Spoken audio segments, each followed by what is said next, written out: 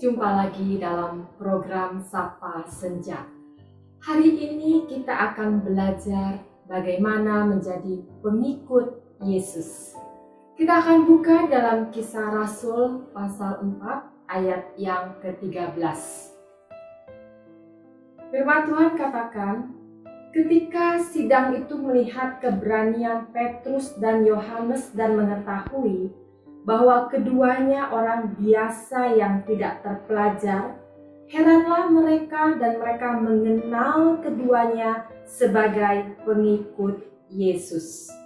Jadi di ayat ini dikatakan ketika Petrus dan Yohanes sedang memberitakan Injil, kemudian mereka ditangkap oleh imam-imam, oleh kepala rumah ibadat, kemudian oleh orang-orang Saduki.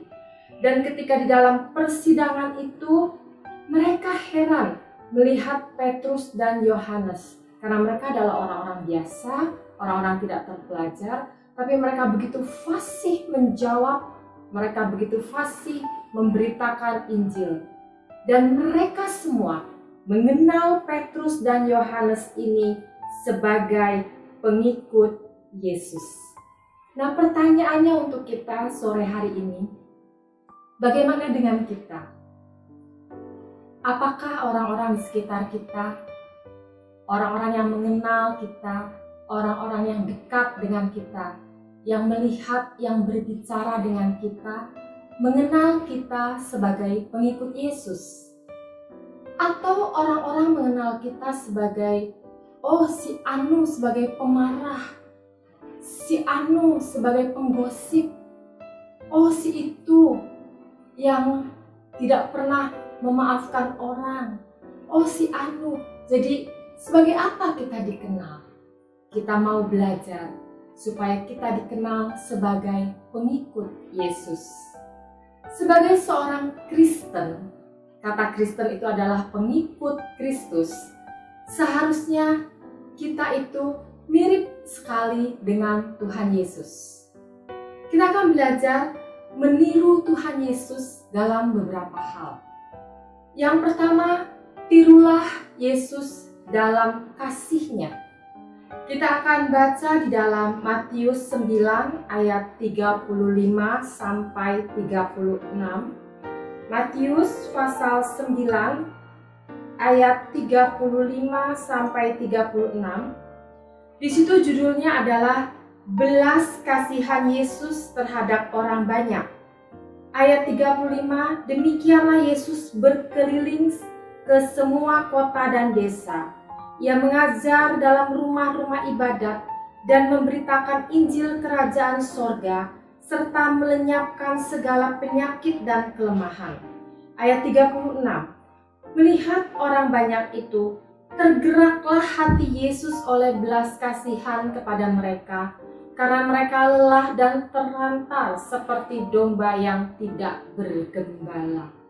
Jadi kita lihat ketika Yesus banyak menyembuhkan orang-orang yang sakit, Yesus banyak melakukan mukjizat.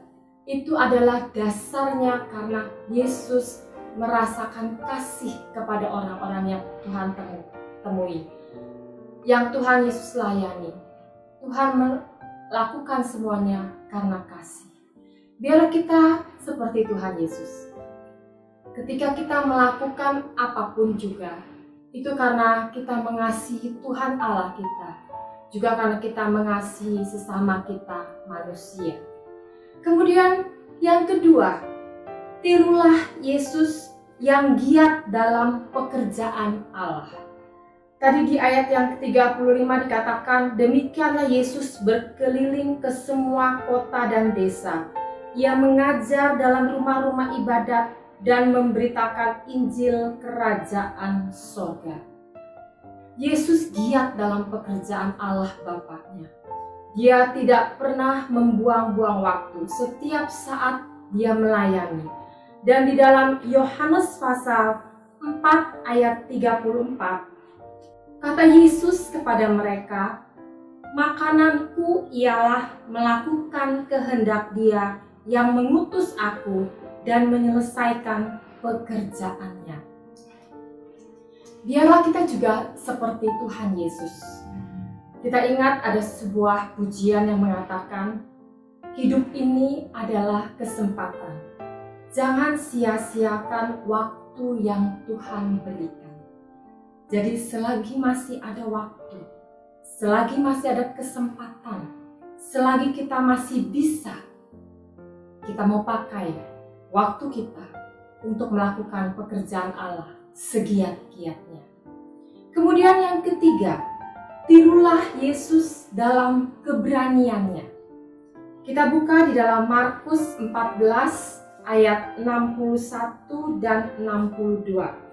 Markus pasal 14 ayat yang ke-61 dan 62. Tetapi ia tetap diam dan tidak menjawab apa-apa. Imam besar itu bertanya kepadanya sekali lagi. Katanya, apakah engkau Mesias, anak dari yang terpuji?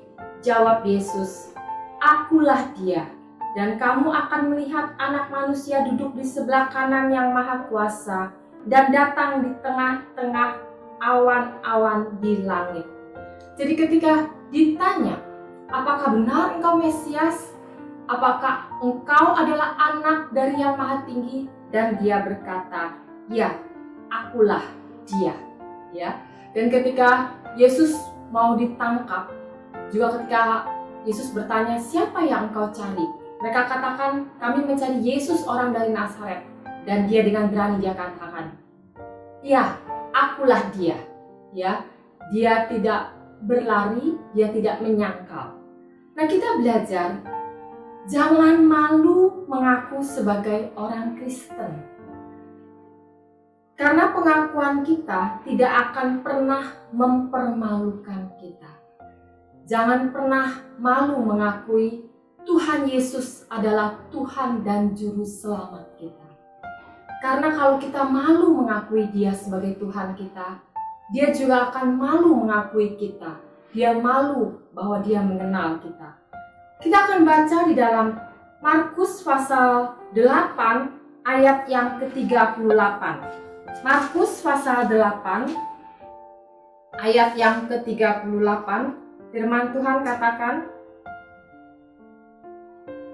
sebab barang siapa malu karena aku dan karena perkataanku di tengah-tengah angkatan yang tidak setia dan berdosa ini, Anak manusia pun akan malu karena orang itu apabila ia datang kelak dalam kemuliaan Bapaknya diiringi malaikat-malaikat kudus.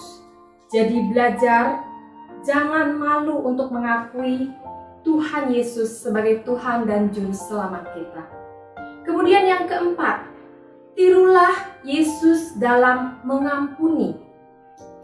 Ketika Yesus ditangkap dan dia disalibkan bersama dengan penjahat-penjahat di kiri kanannya.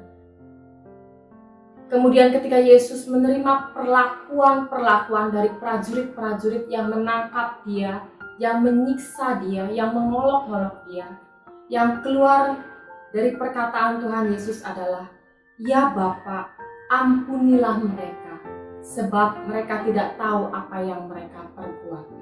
Nah, kita mau mencontoh seperti apa yang Tuhan katakan ini. Itu sebabnya di dalam doa yang Tuhan ajarkan kepada kita, di dalam doa Bapa kami, Tuhan Yesus ajarkan, di situ ada kata-kata, ampunilah kami akan kesalahan kami, seperti kami juga mengampuni orang yang bersalah kepada kami. Jadi kita mau meniru Tuhan Yesus dalam hal mengampuni orang-orang yang mungkin berbuat salah kepada kita. Kemudian yang kelima, kita mau meniru Tuhan Yesus dalam hal ketaatannya. Kita baca di dalam Filipi pasal 2 ayat yang ke-8. Filipi pasal 2 ayat yang ke-8.